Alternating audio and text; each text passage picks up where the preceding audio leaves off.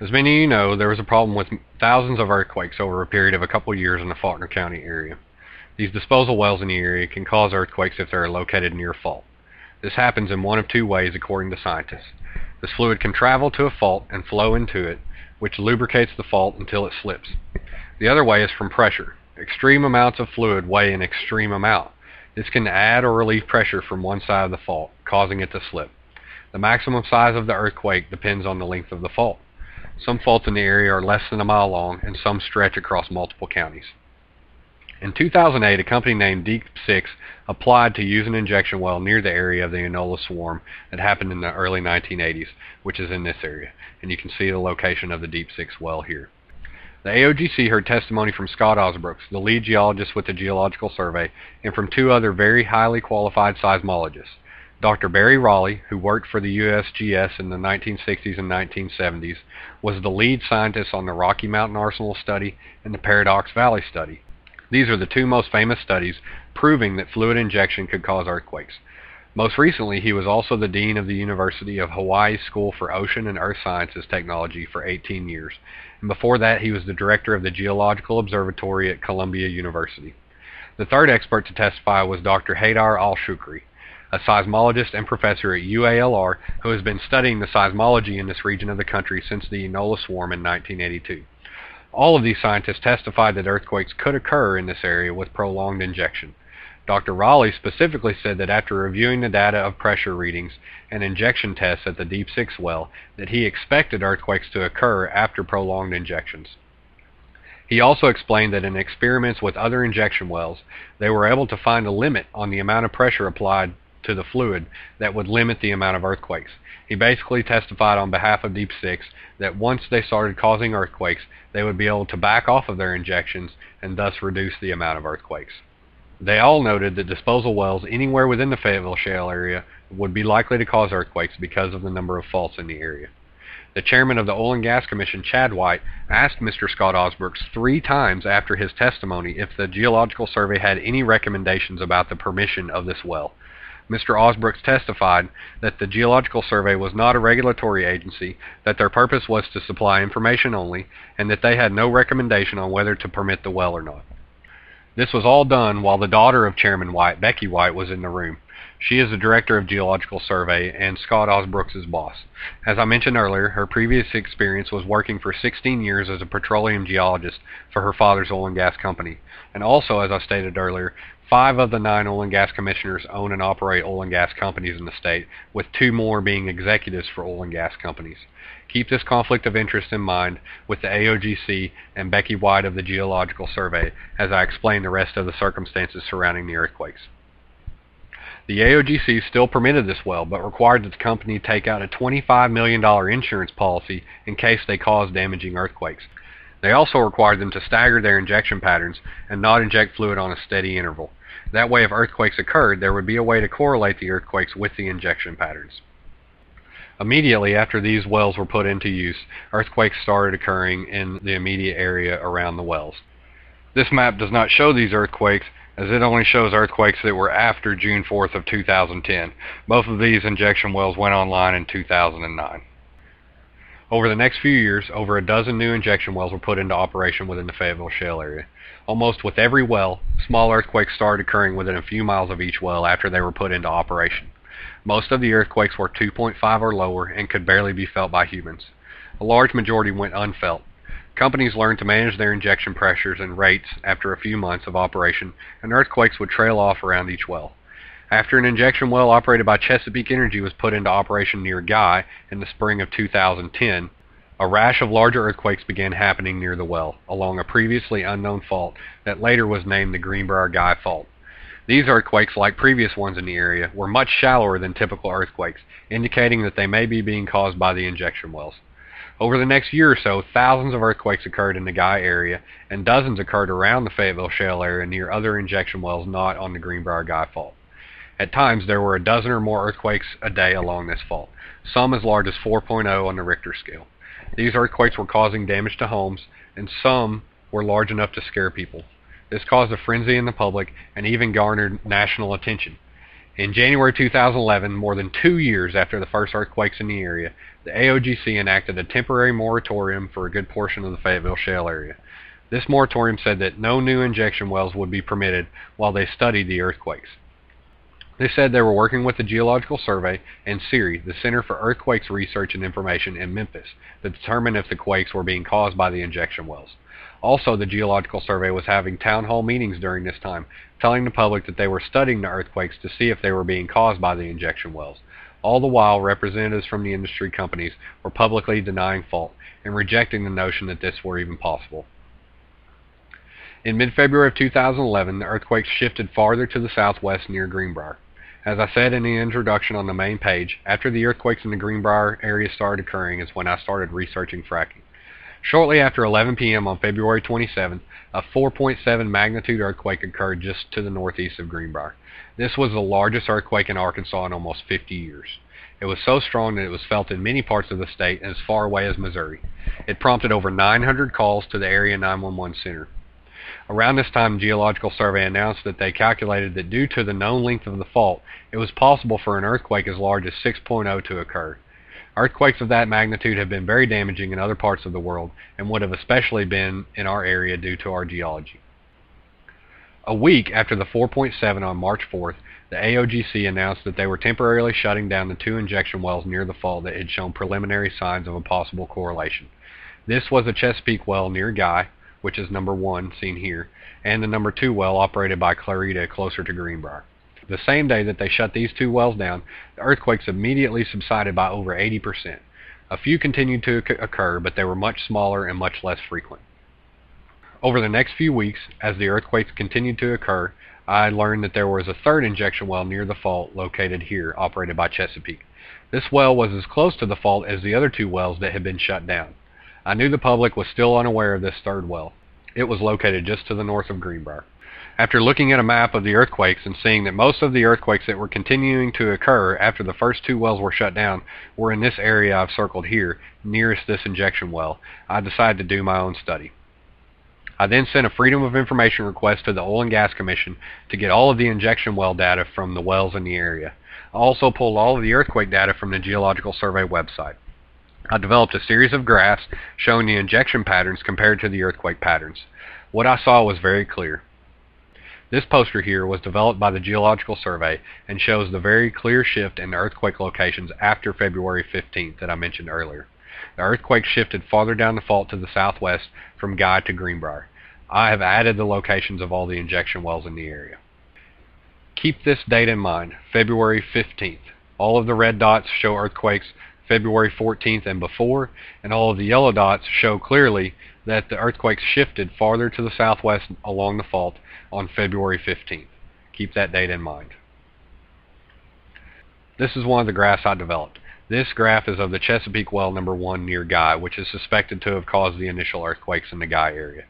It shows the earthquake and injection patterns from October 23rd of 2010 to April 22nd of 2011. The top line is the earthquake patterns during this time period. The bottom line is the injection patterns during this time period. The way I developed these graphs is I took the total magnitude of all of the earthquakes for each day and plotted them on the graph, and then I took the total amount of fluid injected into the well each day and plotted it on a graph, and then compared the 2. As you can see, when the well was regularly injecting a very large amount of fluid, over 10,000 barrels of fluid per day, we were having lots of large earthquakes in the Guy area. When the company learned to back off of their injections, all of a sudden the earthquakes subsided and became much less frequent and much less intense. So that was the injection pattern for Chesapeake well number 1 here located near Guy. The next graph that I'll show you that I made was of the Clarita well, which is located closer to Greenbrier, actually near Woolly Hollow State Park, more to the southwest from the first well. As you can see, this well was injecting much smaller amounts of fluid compared to the well near Guy. The well in Guy was regularly injecting 8,000 to 18,000 barrels of fluid per day. A barrel is 42 gallons. This is hundreds of thousands of gallons of fluid per day, every day. The Clarita well was only injecting 500 to 3,000 barrels per day until February 14th. On this day, they injected almost 8,200 barrels of fluid into the well. This was more than double what they had injected in any day before at this well. And if you remember, the date I told you to keep in mind earlier was the next day on February 15th. This is when, clearly you can see here, the earthquakes became much more intense again, and as indicated by the map earlier, shifted farther to the southwest away from Guy towards Greenbrier, which is closest to this Clarita well. As you can see here, when I zoom in on the injection patterns compared to the earthquake patterns, they're very similar. This shows a very clear direct correlation between the injection patterns on top and the earthquake patterns on bottom. There's about a 2-day delay from the effects of the injections to the earthquakes, but as you can see, starting here, each line on the graph matches up with the one before it. You have a day here where they barely injected anything and we almost had no earthquakes.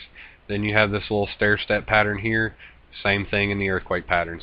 Another day where they injected basically nothing, and another day where there were no earthquakes.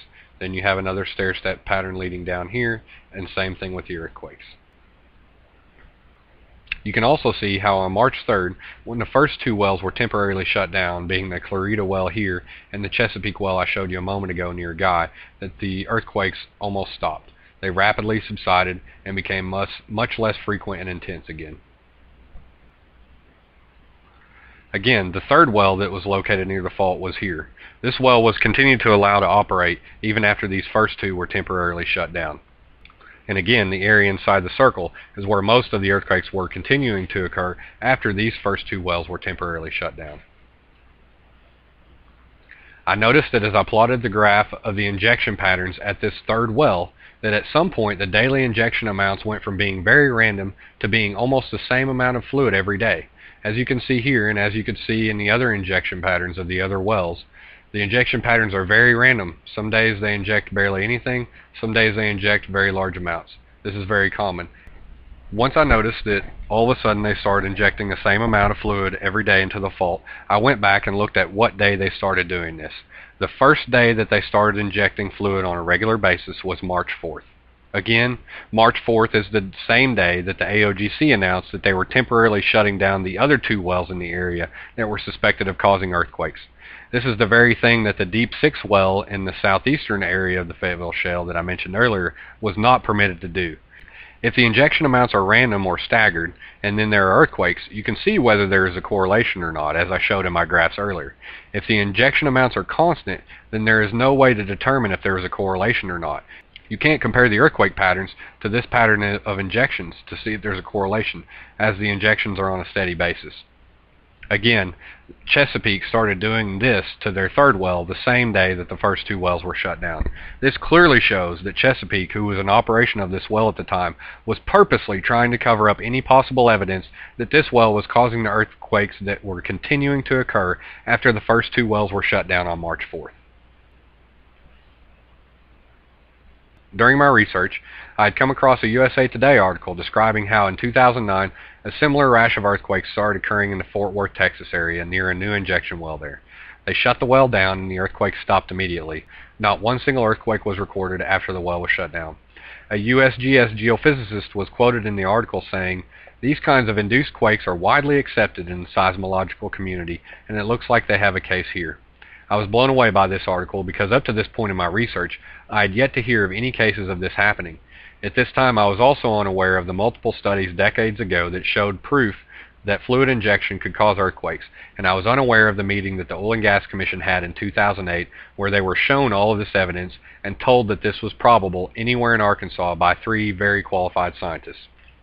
The Geological Survey and Oil and Gas Commission had been investigating our earthquakes for over a year at this point, and were quoted in the newspaper saying that they were, quote, "still scratching their heads as to the cause of these earthquakes."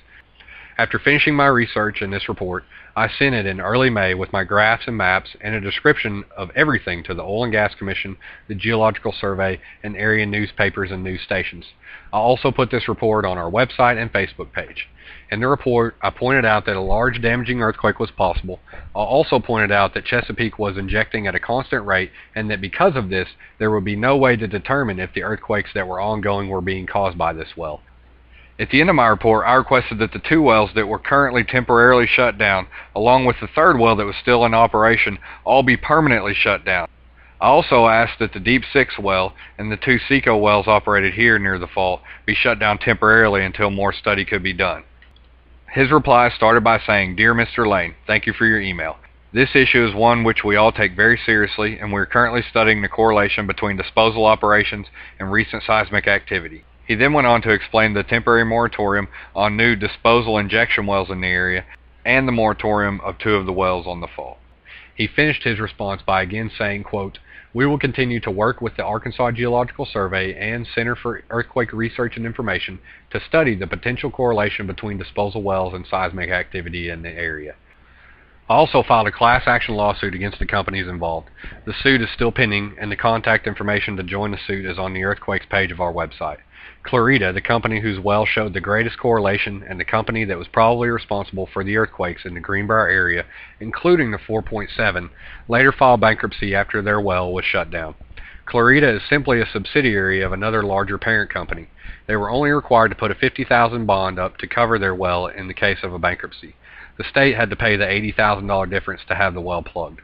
Clarita tried to plead to the public through the media, saying that the shutdown of their well would lead to bankruptcy and a loss of jobs, when in actuality, Clarita was a subsidiary of another parent company. Clarita only operated 2 injection wells, the one in Arkansas and another in Oklahoma. It only requires a couple of employees to run each injection well. The people driving the fluid trucks work for different companies and therefore wouldn't be laid off. During this time, the AOGC had postponed their meeting to discuss the fate of all of these wells multiple times. They had called an emergency meeting on March 4th to shut down the first 2 wells temporarily. The next regularly scheduled meeting was on March 26th in Little Rock. This is when the fate of these 2 wells was supposed to be determined. A week before the meeting, this decision was postponed at the request of the companies that own the wells until the next scheduled meeting in El Dorado on April 24th. The company stated that they needed more time to gather their evidence that they were not causing these earthquakes. A few days later, the Oil and Gas Commission announced that due to renovations at the El Dorado office, this meeting would be held back in the Little Rock office. A week before this meeting occurred, the companies were granted another postponement of the decision until the next meeting on May 24th in Fort Smith. State law only grants a company 60 days of continuations, so they could not ask for any more continuations at this point. Scott Osbrooks from Geological Survey was indicating in media reports that the Geological Survey and SERI were done with their study, but, quote, out of fairness to the gas companies, they could not talk about their study until the proper hearing. They had to wait. A week before the May 24th hearing, the Oil and Gas Commissioners granted a 60-day postponement at the request of the Director of the Oil and Gas Commission, Larry Bingle. He said that the Oil and Gas Commission needed more time to finish their studies. This skipped the next scheduled meeting back in Little Rock and moved it to the July 26th meeting in El Dorado. In June, a story was printed in the Arkansas Democrat-Gazette that quoted a Mr. Mickey Thompson, who represented Clarita. He said, quote, "It looks like it really doesn't matter what our research will show. We've been recommended for the death penalty without a trial. We feel like a train has run over us. Should we lay down on the tracks and let it run over us again in public?" "We're broke," Thompson said of Clarita. "We've been broke. Our partners and investors have been writing personal checks for months to pay our lawyers and expert witnesses. We kept our employees on in the hopes that the Oil and Gas Commission would do a legitimate study. For example, letting us continue to operate and shut in other wells and see what happened. We have not seen a scientific study from the Commission. This is a hunt for a political scapegoat. It's just about trying to give somebody a pound of flesh." Yes, Mr. Thompson actually said that the Oil and Gas Commission should have let them experiment with the wells and, quote, see what happened. And he also claimed that the in-depth study that was done by multiple reputable entities was not a legitimate or scientific study. 2 weeks before this July 26 meeting, the Arkansas Geological Survey finally announced that they had strong evidence linking the disposal wells to the quakes, and the Director of the Oil and Gas Commission, Larry Bingle, announced that he would recommend a permanent moratorium in the Fayetteville Shale area that covered 1,150 square miles, where all current disposal injection wells would be permanently shut down and no new disposal wells would be permitted. I emailed my state legislators whose districts the earthquakes were occurring in, State Senator Gilbert Baker and my state representative Stephen Meeks. I simply asked them to ask the Oil and Gas Commission to call an emergency hearing to discuss this evidence immediately instead of waiting 2 more weeks. I pointed out that the earthquakes were continuing to occur and brought up a 2.8 earthquake that I'd felt the night before. I also reminded them of the possibility that a large damaging earthquake could occur due to the length of the fault. Mr. Baker replied back and said, quote, "I will talk to them." Mr. Stephen Meeks replied back and said, quote, "Sam, I did feel the quake the other night. In the 1960s, a case occurred in Colorado where it was proven the injection wells were causing the quakes. The wells were shut down. The largest earthquake from the series occurred 2 years after the wells were shut down. The unfortunate fact is that we live in a seismically active area. If the remaining injection wells were a catalyst for the earthquakes, which is questionable, shutting them down a week or two early is no guarantee of anything. As I understand your concern, I will in no way discourage you from your call. However, I don't see the minor activity justifies holding the meeting early. As always, please don't hesitate to contact me in the future. Representative Stephen Meeks.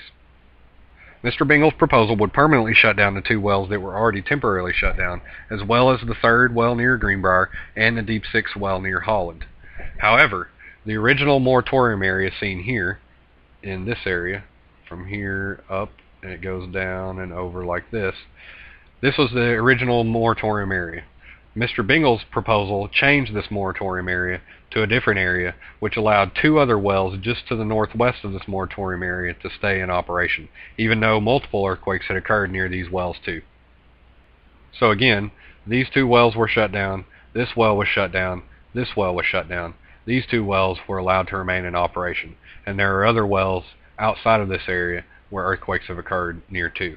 There are 5 or 6 injection wells near this cluster of earthquakes, and there is also a disposal well near this cluster of earthquakes.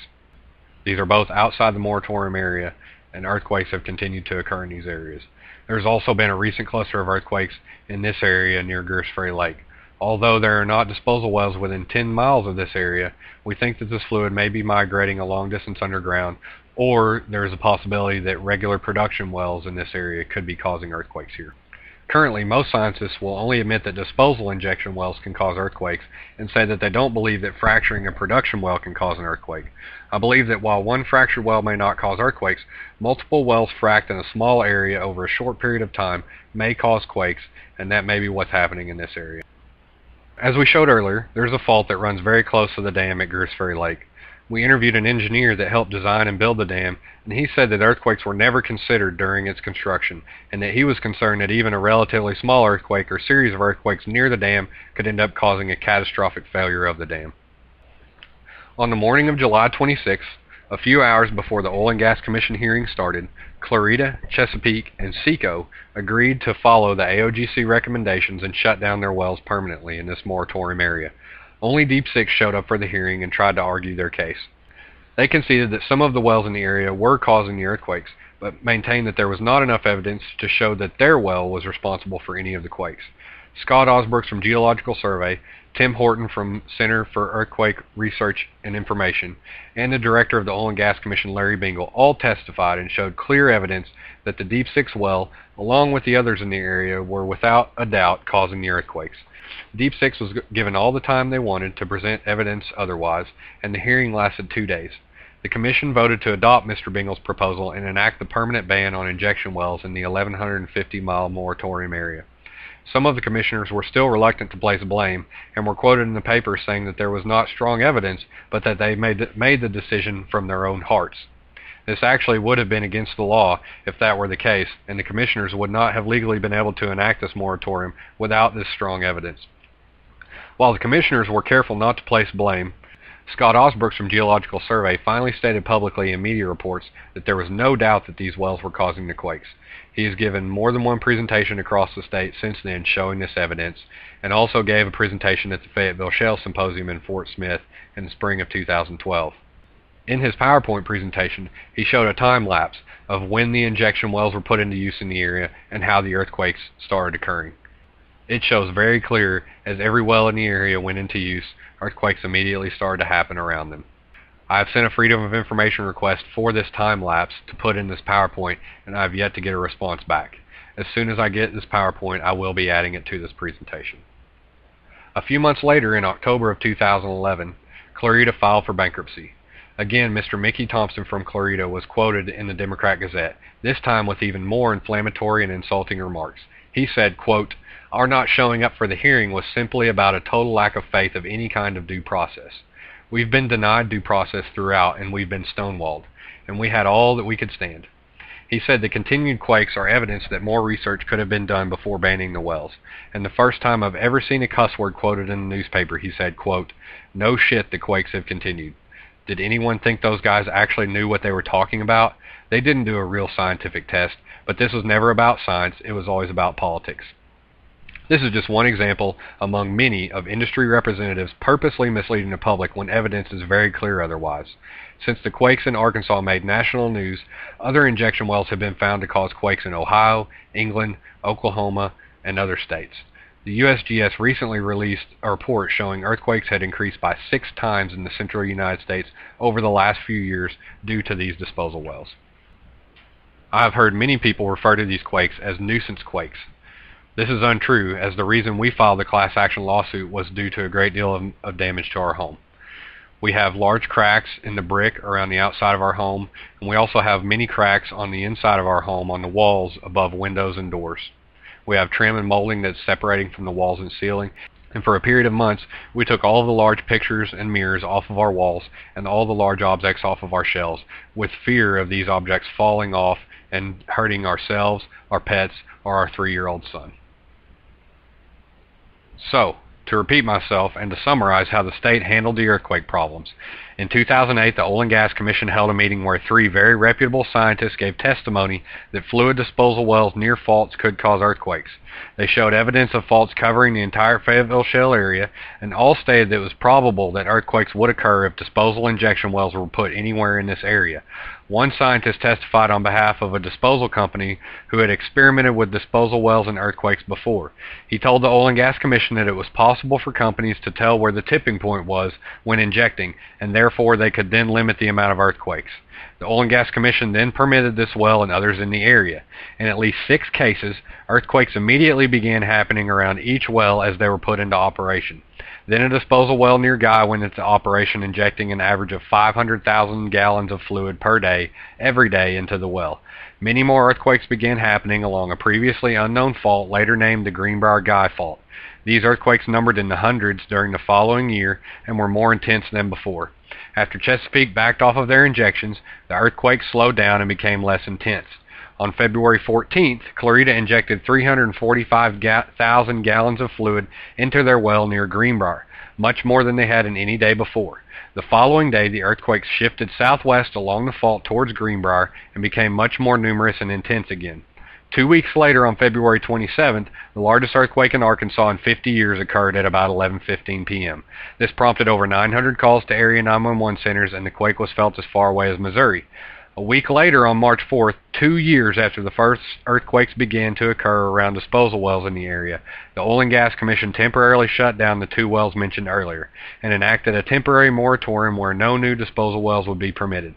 The same day this moratorium was announced, Chesapeake changed their injection patterns of a 3rd well near the fault to conceal any evidence that this well may cause any earthquakes occurring from that point on. This well was not shut down by the Oil and Gas Commission at this point. I put together my graphs and my study, along with the information about what Chesapeake was doing, and sent it to the Oil and Gas Commission and the Arkansas Geological Survey.